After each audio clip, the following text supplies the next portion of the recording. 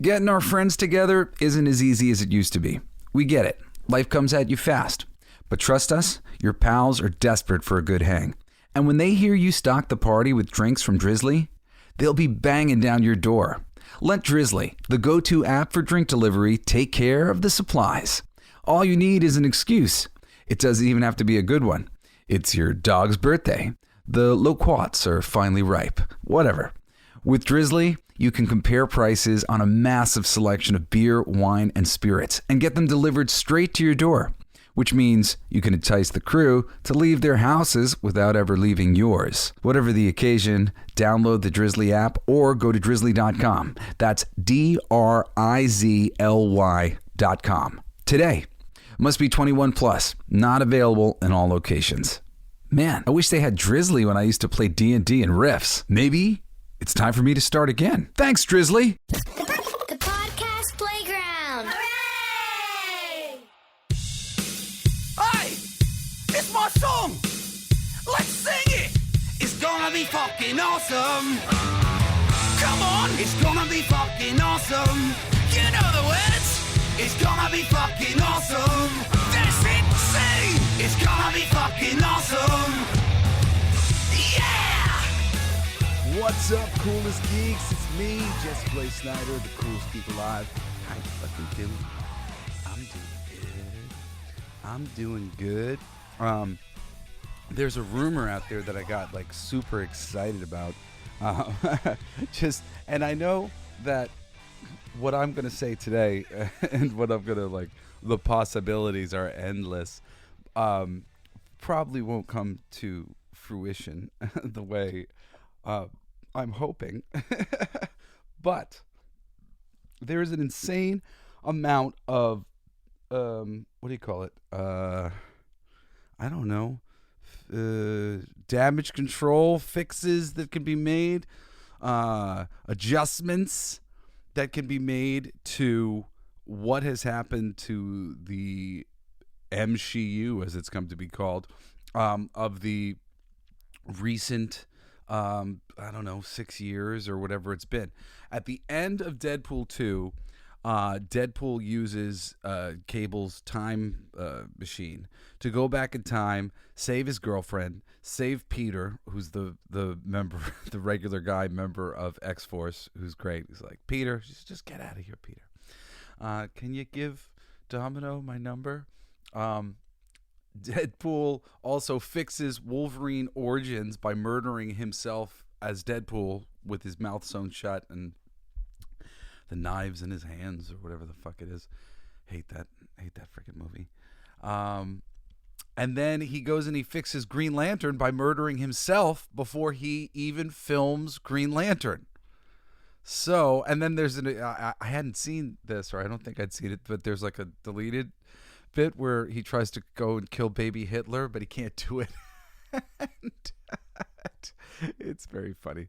That's what you love about Deadpool. I had a pitch. I had written out like 30 issues worth of Deadpool. I'm a huge Deadpool fan.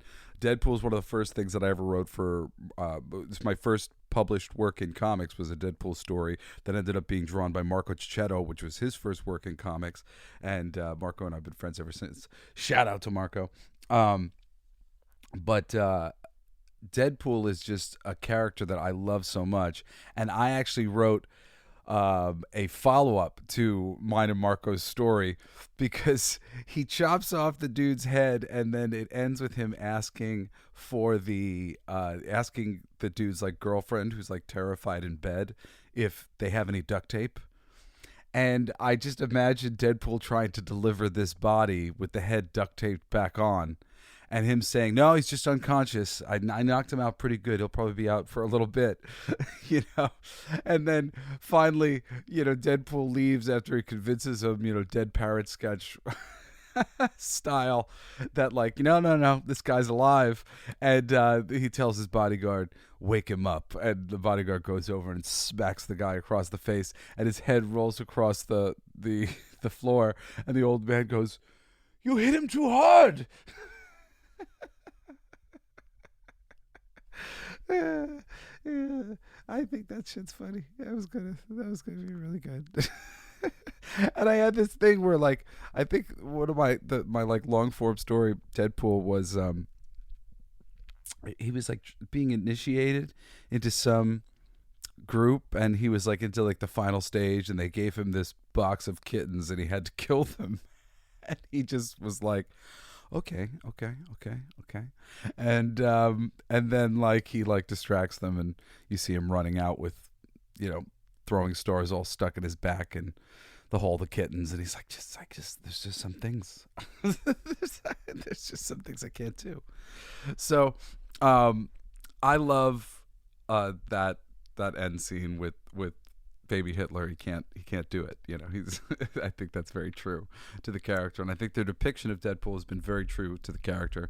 And so much of the depiction of the character, when done right, he is the fans, you know, where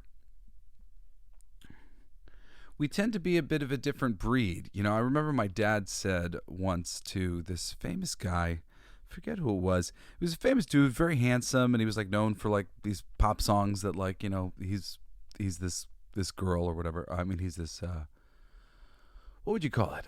Somebody that, like, you know, is very attractive to the ladies as a musician, you know. So he asked him on the radio show, he said, so what happened? And he said, like, what do you mean? He's like, you know, what happened when you were young that, like, turned you to music and stuff? And the dude just went like, whoa, how did you know that? And he's like, oh, well, just, you know, a handsome guy, you know, somebody has an excuse to go out and socialize and whatnot, usually is somebody who would do it if they had the opportunity. So you had to stay and learn how to write and learn how to be a musician and hone your craft from a relatively young age. Like, so what happened when you were younger? Obviously something happened. And he was like, well, yeah, something did happen. I went to a birthday party and I got this little girl a turtle, and I put it on the radiator accidentally, and the radiator heated up the box and killed the turtle. And when she opened a dead turtle from me, you know, everybody in my class was there, and I became known as Turtle Boy for like all my years in school. And I wasn't really cool or whatever. Well, you know, generally speaking, people who really spend a lot of time, you know, watching great films, watching great comedy, reading great books, reading great comics, you know, drawing, honing a craft or whatever. We don't spend as much time, you know, doing everything else. You know, we're spending our time absorbing things that we like. And Deadpool, similarly, you know, he's just like a loner. He's always kind of by himself. You know, so often it's the Deadpool in his off hours, it's him watching television. You know, him absorbing media and being up on things. And with that combined with his breaking of the fourth wall, he's really come to be an arbiter of our taste when he's done correctly.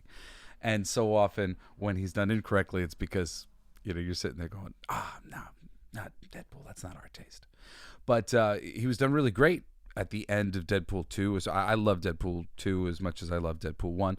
You know, there are things that like pain me about Deadpool 2 because of all of the just shortchanging of some of these characters and one note joke making of some of these characters that happens.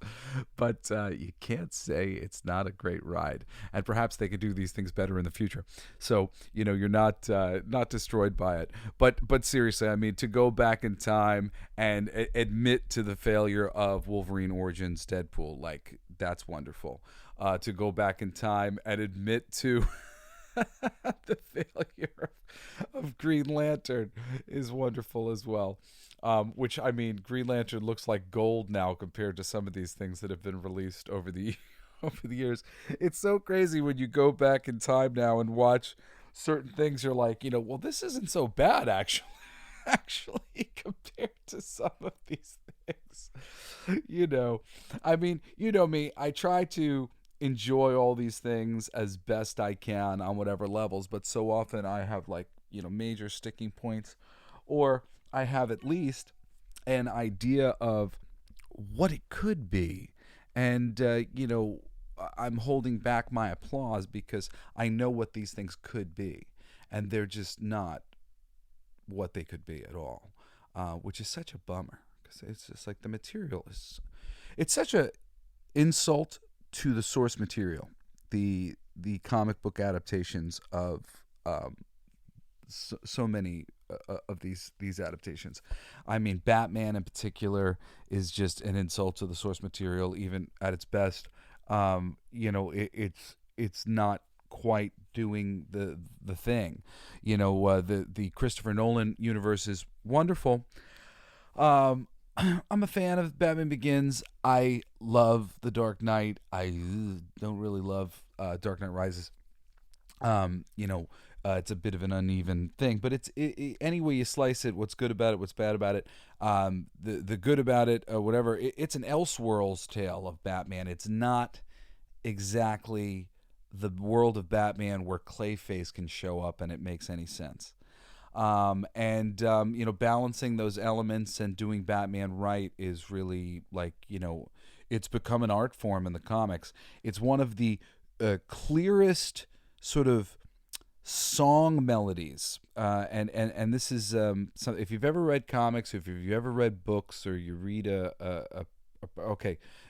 if you've ever done any amount of reading and you feel like a person's writing style, well, when it comes to comics, what happens is there becomes a uniform writing style for various books.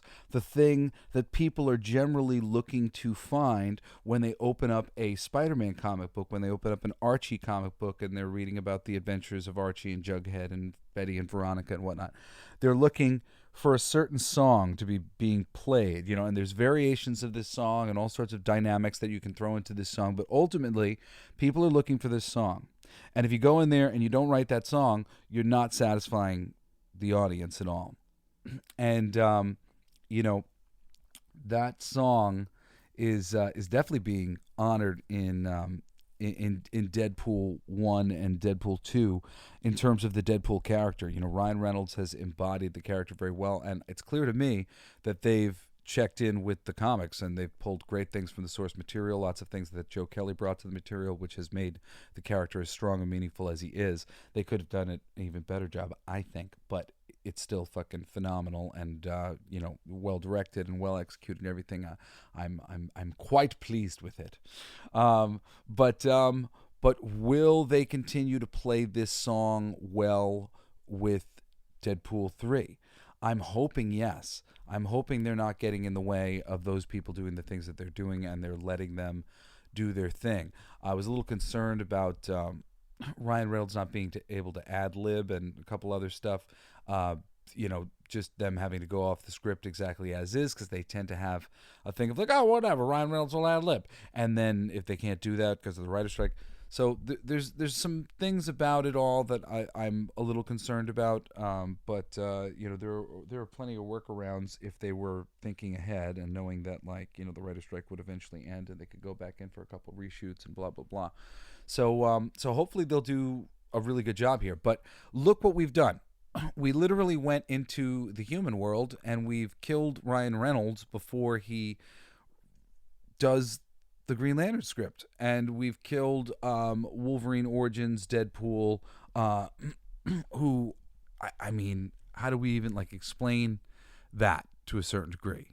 He's Deadpool, and then he goes back in time and he kills this guy, which essentially says that that's another universe, right?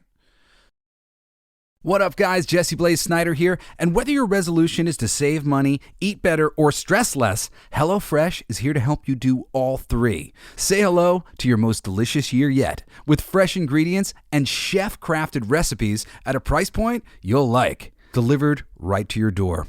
So you've resolved to actually sit down and eat dinner around the table like me. But what do you do about those nights when your schedule's packed, like mine always is? turn to HelloFresh's lineup of quick and easy meals, including their 15-minute recipes designed to help minimize mealtime stress. It's really awesome, actually. My brother, Shane, he was doing Twitch, and he had a sponsorship from HelloFresh. So me and my girlfriend at the time, we got a bunch of HelloFresh meals, and we ended up doing it for a few months because it was just awesome. It was super convenient. The biggest thing about it that I liked was that I didn't feel like I was wasting food all the time because everything was cut into portions exactly what you needed for the meals. And the meals were delicious. You know, my girl was making them mostly, and I mean, they were really great and usually pretty easy to get done, like fast and stuff. I really highly recommend HelloFresh. It's quite a cool experience to just have that food show up to your door. Here's the directions. Here's everything pre-cut.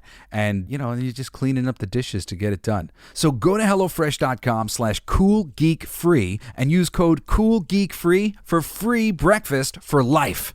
I'm so excited to offer that to you. One breakfast item per box while subscription is active. That's free breakfast for life at HelloFresh.com/CoolGeekFree with code CoolGeekFree. HelloFresh, America's #1 meal kit. Things that we could change in Marvel Phase 4.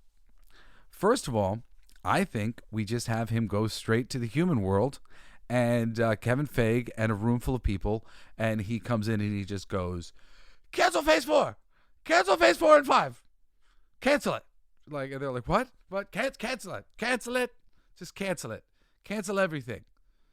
And he's like, well, okay. He's like, and he's like, and is Endgame out yet? And he's like, no, next week. He's like, okay.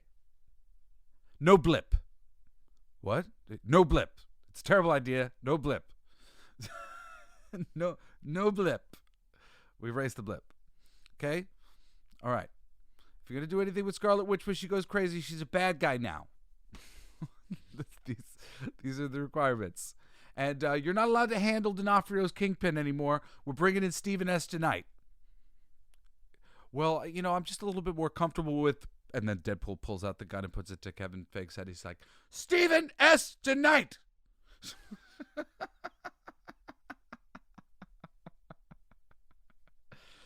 And he will oversee every appearance of the Kingpin and everything you do from now on. Yes, sir. Okay. He says, we're going to make some casting changes. I'm thinking Katie Sackhoff as Captain Marvel. But we already cast Katie Sackhoff as Brie Larson. I mean, as Captain Marvel. And Shang-Chi, well, we have this lovely... Shang-Chi should be a badass karate man. Well, we have somebody that I think... No! Does he do karate? Well, I mean, he can pretend... No! Shang-Chi needs to be a badass karate man. And the next time we see him, he should be fighting ninjas and street gangs and things like that. And Shang-Chi's dad should be like Jet Li or somebody like that. Yeah. Ooh, Jet Li. I like that. And Katie? Who's Katie? Katie? Katie's his best friend that tags along. All right, Katie's dead, baby. Katie's dead. Katie's dead.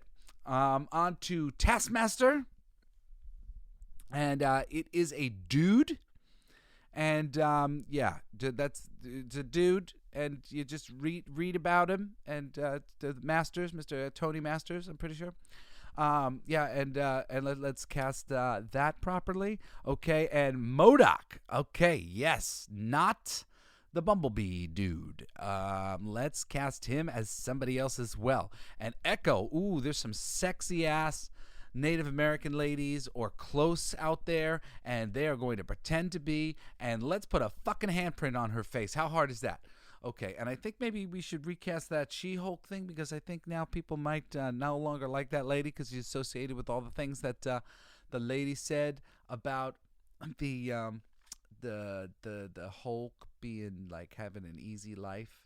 So let's just get somebody else there, somebody cool, like maybe the chick from the That 70s Show who married to Ashton Kutcher. Yeah, get that one. get that one, or get somebody with some charm, somebody who's sweet, somebody who you want to be friends with. That sounds good. Or I don't know, or maybe I'm forgetting the name of the chick from the Heaven show. I like that chick. She's married to that other dude. I'm like an encyclopedia of people. I'm like, I never lose at what's the game that you play? Fucking hold on one second. I had to equalize my sound. Hopefully it won't be too funky, but I just put it back up, so maybe the sound will be a little bit better now. So what was I talking about here? I was going through this list of all these people that Deadpool would recast. And then I was thinking, Deadpool's like, and what about America Chavez? We're putting her to rest. Just wait. Miss Marvel, Ironheart, wait. And what do we do with Loki? And then like maybe he turns to the camera and he's like, well, I guess we're stuck with that one now. But let's pull the dead Loki out of hell. Yeah. And, I was realizing that Captain Marvel, she's got like this whole thing about like her memory not being right. Like, dude, you could fix this shit. You could bring in the real Captain Marvel. You could have him show up. You could be like, you were mind wiped and all these different things. You could go back. You could show the Supreme Kree Intelligence for the first time, which is Supreme Kree Intelligence is super fucking cool looking. It's like a jellyfish thing with like tendril hair and whatnot. I think maybe they might have shown it for a second in the recent film, but like destroyed it. Like no, that's a feature of the thing. Like why don't you use this shit as the backdrop for the film? It's so stupid. But they could totally go in and have Captain Marvel show up and like set the record straight and be like, you're using my name and like all these fucking things. And dude, that would be amazing. The fans would like lose their mind. I could write the shit out of that. I could write the shit out of that, bitches. Yeah, no, I totally could. Remember, it's about doing the song that everybody likes. You go in, you get that vibe, and like you can write the end of Captain Marvel, or you introduce him and like set up like a two-parter where like Captain Marvel dies in the end, and then Captain Marvel becomes whatever the fucking name she takes on, Black Hawk or whatever. She used to have a couple different names in the comics, but like that would be really cool, and then she could take the mantle, like this, like the way she did in the comics before. It would matter, like to the fans. People would dig that shit, and it would be a nice repudiation of the whole thing or whatever. There's a lot of ways that they could do this shit, and then honestly, like I was gonna look at the whole thing. I've got the films pulled up here, and I've got the TV shows pulled up here.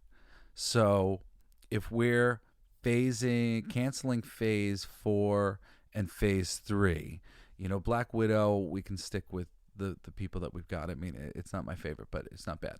But like Shang-Chi, we get that shit recast, and who the fuck is Katie? And Eternals, we just forget all about that for now. It just has no honor in it to the source material in any way, shape, or form.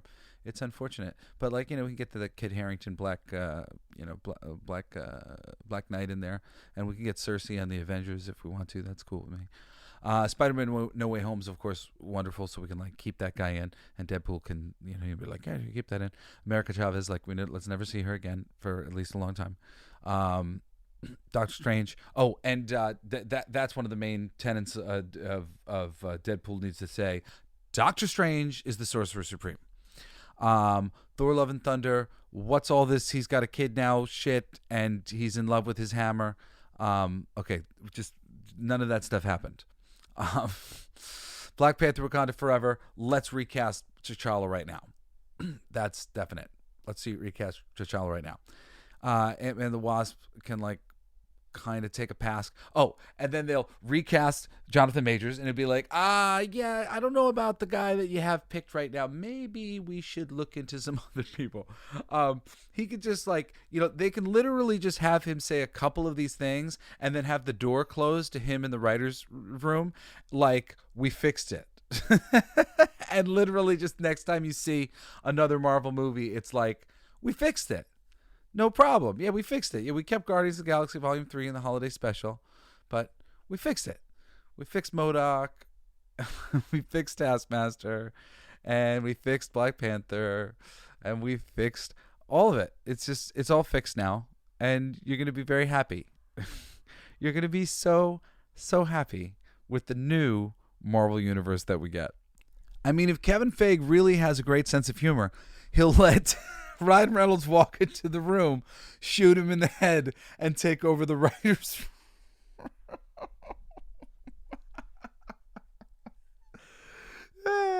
Deadpool just goes in. Bang. All right, guys, let's talk about Phase 4 and 5. I mean, there's just so many good things that can be done. It's not even funny. I've talked about this before, but I like talking about it, so I'll talk about it again. When I saw just the title for Doctor Strange and the Multiverse of Madness, there was one thing that flashed into my mind immediately, and I was just like, yes. Of course, it never happened, but it was right there to do. And I'm really hoping that the future of this Marvel Universe that we get is going to be a bit more in line with the possibilities of this stuff, because I think it's the one thing that could really save the Marvel Universe right now as it stands. This shit done very well. And that is, I thought that Doctor Strange was going to cross over with Blade and see Wesley Snipes. And I thought that he might cross over with Johnny Cage and Johnny Blaze, sorry, and Nicolas Cage's Johnny Blaze, and that we would get a little Midnight Suns vibe for a second of Doctor Strange, Blade, and Ghost Rider hanging out together. That was the promise of the Multiverse of Madness, and there's a few different things that could have brought them together and could have been there's so many different things from the comics that could have been so cool. It's really been a shame. For many years now, the rumors of what might be, of who might be in the movie, who might be the secret villain, they're always better than the fucking actual movies. And I think I've talked about this before, but it's very disheartening. I do believe that it is a thing where they are purposefully leaking what they think are like obvious and satisfying answers to possible questions and possible castings or whatever it might be, but then pulling the other one. Like, they were talking about the end of Doctor Strange. You might find out that it was actually Nightmare who was making Scarlet Witch go crazy all along, and that would have been cool. There's so many great villains and great pieces to this this cosmos. I don't know what you want to fucking call it. Mythology. It was so wonderful when Doctor Strange's girlfriend shows up at the end of the movie, because he was standing next to that fucking America Chavez character who just was in denim. She just looks like shit next to Doctor Strange. Doctor Strange looks so cool, and then here's this chick in a fucking denim jumpsuit. It's just she's just all wrong for his idiom, It's like there's certain characters that work with one another as crossing over characters, and there's many that don't. And a character like Doctor Strange, you don't send one of these lame characters into his world because they stick out like a sore thumb. You send Doctor Strange into their world, and he makes their world more interesting. And maybe he puts them in positions that you haven't seen them in before. Doctor Strange teaming up in America Chavez's movie, and which is kind of what happens here in this stupid flick. And I really don't love America Chavez's introduction because it just fucks with the timeline as well. She's a character that does eventually show up, and I wouldn't mind if she showed up in the future when it was appropriate. But they still haven't, brought in all these various things, and I know they're going to shoehorn her into all these teams, and because of the nature of her powers, it's like you literally have to craft stories around her in order for her to do anything. So it's just like the whole. There's just so much lack of forethought that's been put into this phase 4 and 5 or whatever of the Marvel Cinematic Universe. I think the I've said this many times now, the Marvel Brain Trust, which was filled with brilliant creative people who I've followed their careers and read so much of their work, and they're all geniuses in their own right, from Craig Kyle and Jeff Loeb and Joe Quesada, just to name a few, geniuses, and lots of very smart people who have been with Marvel for a very long time were on this creative committee, and those people were very clearly, smartly guiding the properties in ways that the fans would be unoffended by. And then that went out the window, and I would call phase 4 and 5 of the Marvel Cinematic Universe offensive to fans. And I think so much of what's been turned on the fans as like they're racist and they're sexist and they're all these different things, I don't think it's that at all, and perhaps it gets communicated in a way that reads to you as sexism and racism or whatever else, because some of them are being rather unfiltered with their vitriol and displeasure towards the dishonoring of the thing they love. If they were happy with the content and what was said, do you think they would be yelling about these superficial things? The content isn't good, and you're changing it in arbitrary ways, like making Taskmaster a lady because you think it's like dramatic storytelling. It's just it's not. It's not. And the audience is like, this sucks. And then you're like, oh, well, you just don't like this arbitrary change we made. Well, definitely. Yeah, they definitely don't like the arbitrary changes that you're making. I don't like them. I don't like them either. I'm all for new characters. I love new characters. New characters, great. There's so many new characters that have been introduced over the years that are still like relatively new characters to like the audience, even though they're great characters. Like character like Officer Hardback, who I just keep thinking of, who I love so much. He was a detective on the Gotham police force, who I guess was partners with Montoya for a little while, who's a little bit more prominent because she was originally from the animated series, and she got adapted to the comics very well.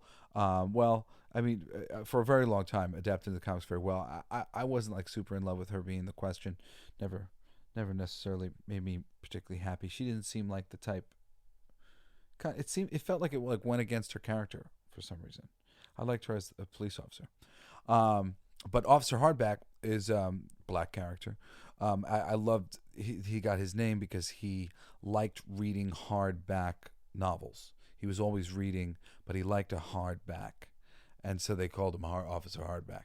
And I just thought that was such a cool name because he was like, a hard ass police officer, but smart, very book smart, and savvy, but could handle himself. There's just everything about that character I loved. I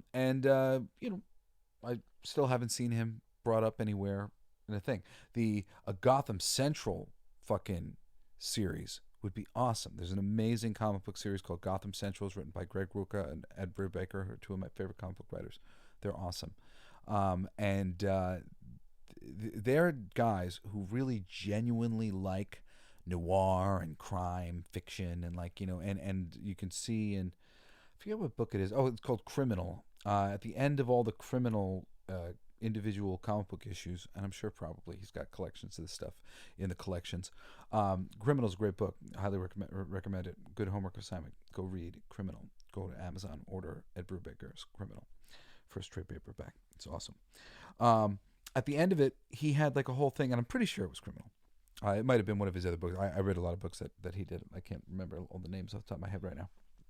But at the end of all the Criminal books, he had these long sections, and I've read some of them, but I'm not as interested in noir, so I didn't read all of them.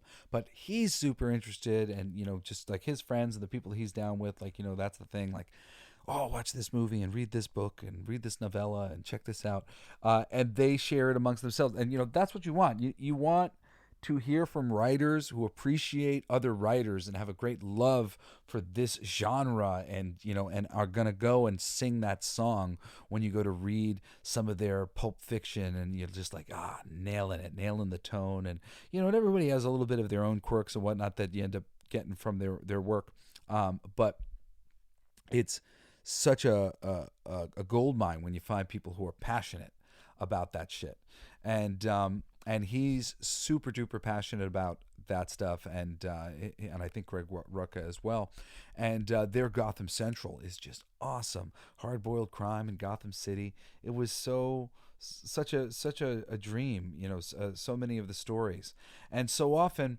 as the books get more attention and get more accolades and whatnot, they get sucked into crossovers and things, and there was a little bit of that went on in Gotham Central, but Gotham Central is a fucking awesome book, and that would have been a sign for me if I heard that James Gunn was adapting that they were paying attention to things, the things that a recent Tom King Supergirl adaptation, I mean, like, it's just like these things don't even have enough time to land with an audience, because it's not like the book lands and a bunch of people review it positively on the internet and it's like, oh, it was a hit.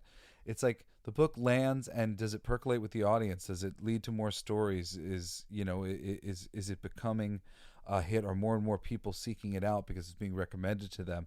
There are books that do that in these worlds, but there are plenty of books that don't.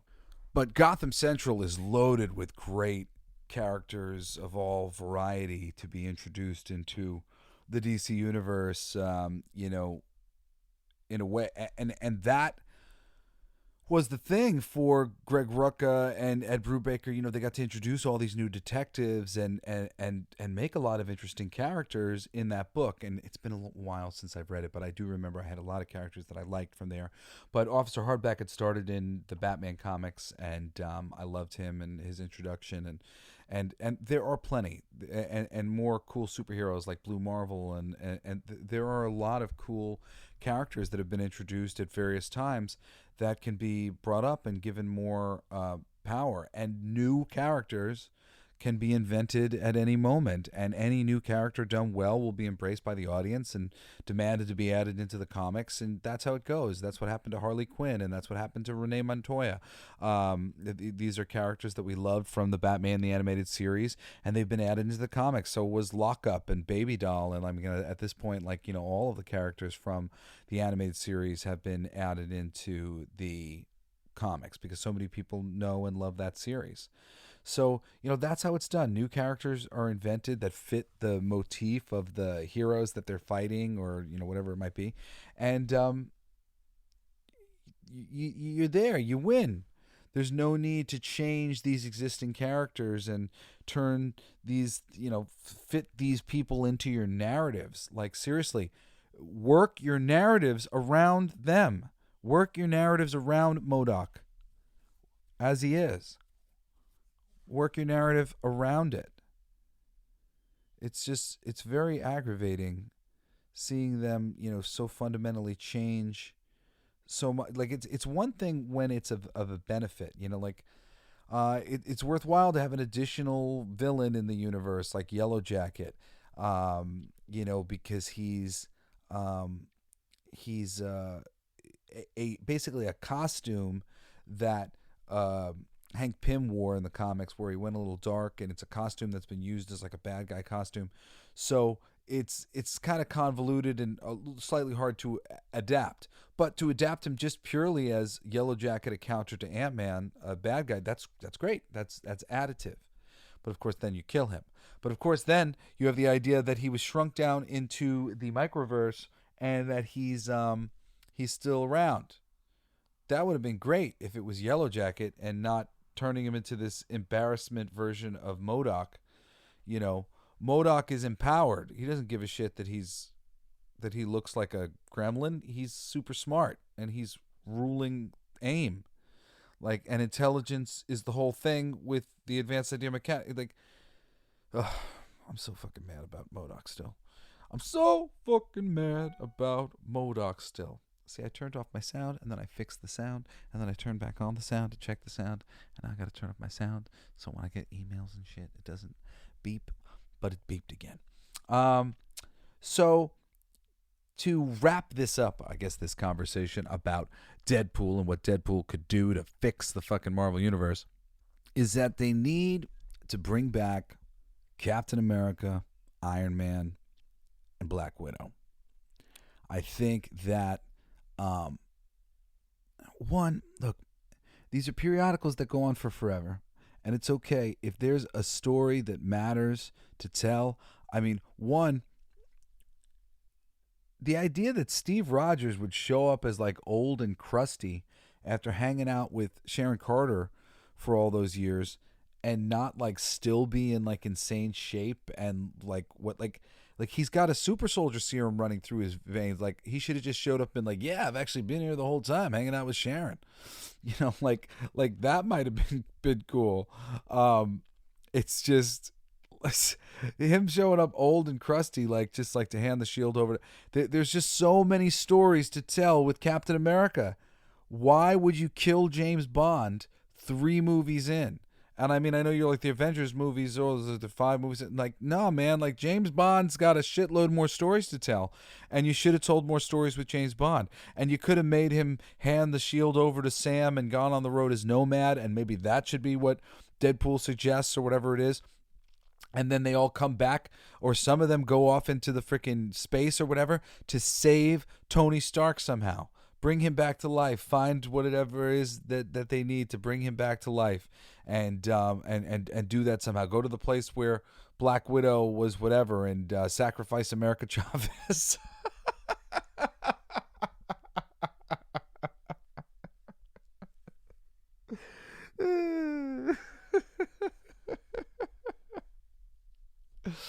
You know, and we can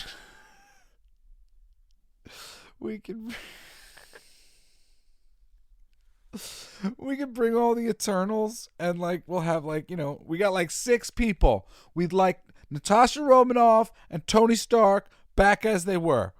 How many do you need? How many Eternals would that be?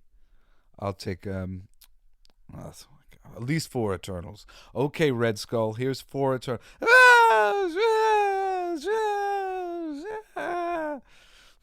Don't worry, we'll bring you back the way you're supposed to look.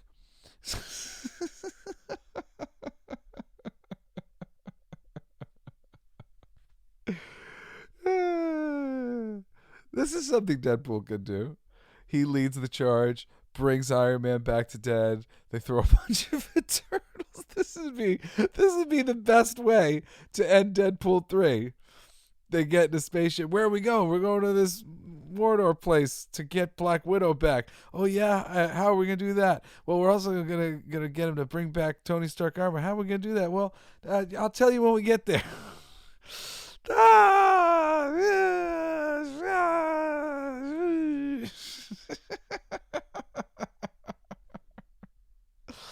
I brought extras just in case. All right, I got Iron Man and I got Black Widow, but we lost the Eternals. Yay! So happy. It's funny too because I don't even like hate the Eternals movie, but like the Eternals movie just sort of like muddies the water or something like that. It just sort of like murks up that, you know, like they haven't mentioned the celestial coming out of the ocean since it happened. And I don't necessarily like mind the movie so much, even though like on principle I fucking hate it because it doesn't look anything like Jack Kirby's vision, and Jack Kirby made a pretty interesting looking thing, and it could have been like, I don't know, it could have been like Thor Ragnarok, really like vibrantly colored and filled with interesting practical effects. Well, I don't know if Thor Ragnarok had any practical effects, but they could have done some really cool stuff with some of the Kirby character designs and whatnot that were in there. And they didn't even try. And like they just was like, they used it as a vehicle for diversity. And, you know, like that doesn't bother me. I mean, well, it does. I mean, something that is naturally diverse does not bother me. Something that's been made diverse for reasons, that does bother me a bit. On principle, it goes against the organic structure of, what, like now it's not art because it's unnatural at its roots. Still, within the confines of that, you can do a good job with it and honor the source material and make the characters look as close to themselves as humanly possible and make their costumes look as close to themselves as humanly possible. But instead, what you have here is like a fucking Power Rangers kind of thing going on where everybody has a similar kind of vibe and outfit, but they're all in different colors. And this just fundamentally changes the nature of so many of these characters and the way they were being presented before, the way they're being presented now.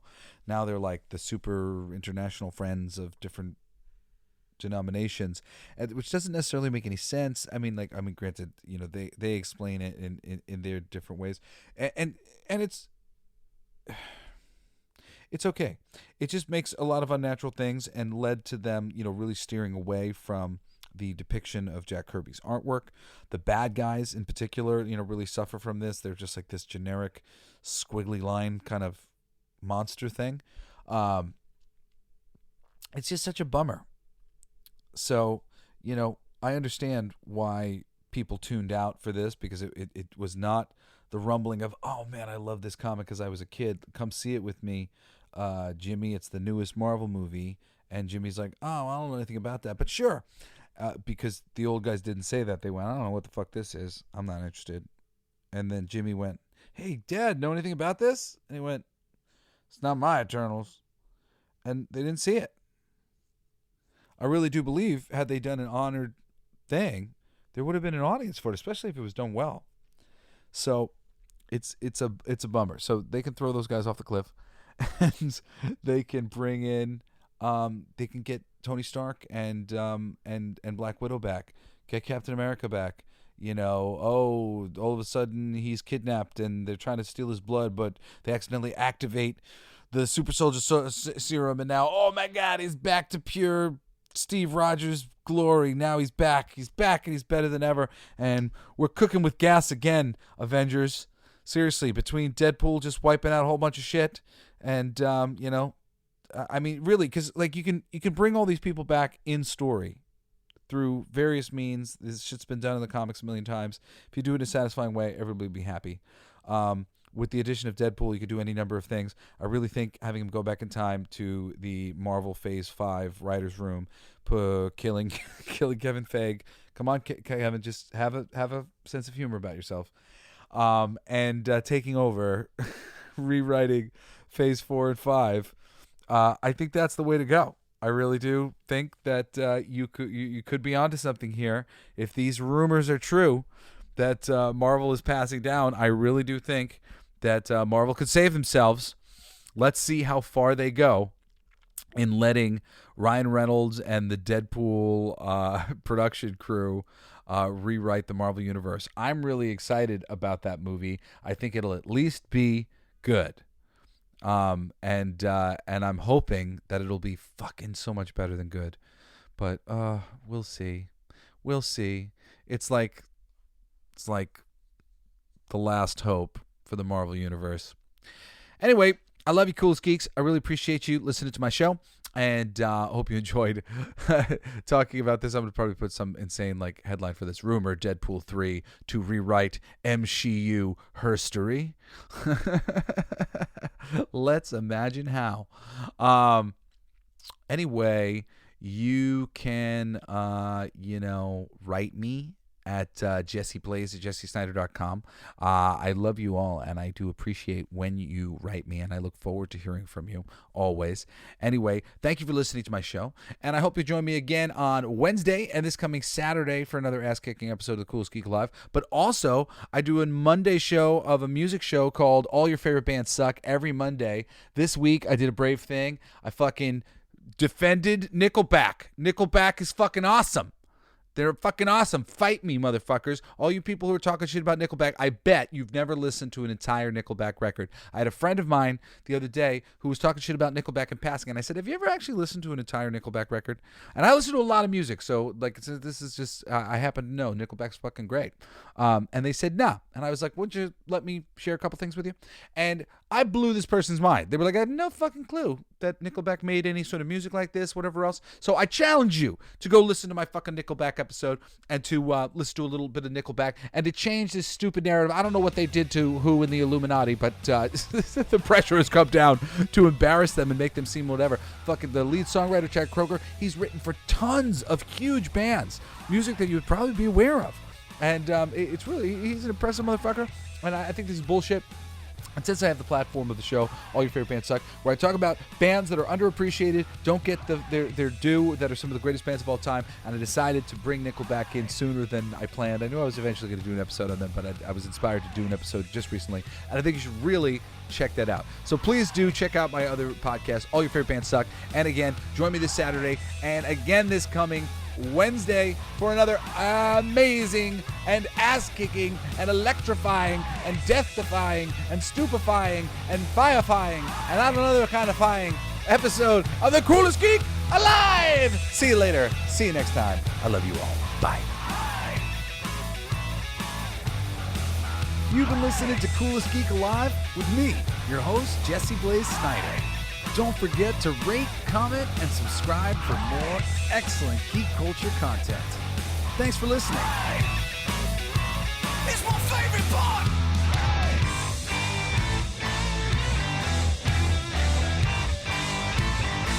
Isn't that heavy?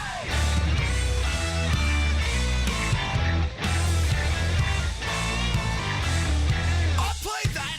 It's gonna be fucking awesome. Coolest alive. It's gonna be fucking awesome. Stay with your tribe. It's gonna be fucking awesome. Revenge of the Geeks.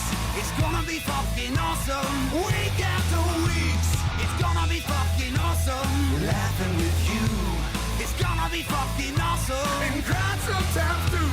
It's gonna be fucking awesome. Spelling it out. It's gonna be fucking awesome. Making you shout.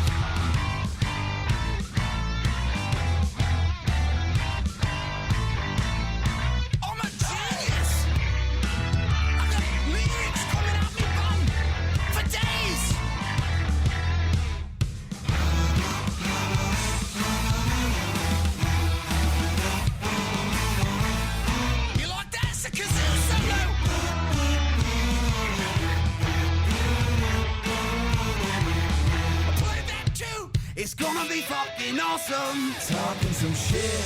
It's gonna be fucking awesome. Living your shit. My voice is fucking awesome. Food in our mouth. It's gonna be fucking awesome. Get in the mouth. It's gonna be fucking awesome. Tell all your friends. It's gonna be fucking awesome. Call right or text. It's gonna be fucking awesome. Raising the bar. It's gonna be fucking awesome. Straight to the stars. It's gonna be fucking awesome. It's starting soon. Straight to the top. Awesome. Passing the moon. It's gonna be fucking awesome. On with the show. It's gonna be fucking awesome. Ready, set, go.